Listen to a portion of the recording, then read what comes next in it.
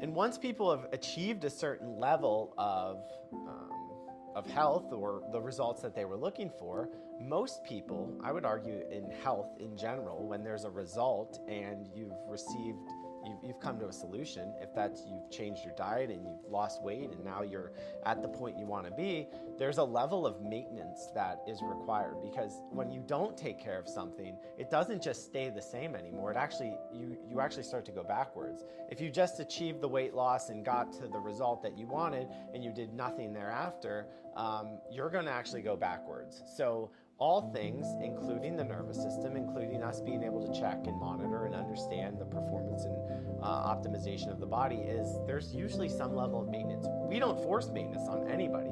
It's a choice that many people decide to utilize because they've seen the value originally. They're looking to maintain the investment that they've made, and they've seen and experienced the benefit. That's not for everyone, but it is for many people.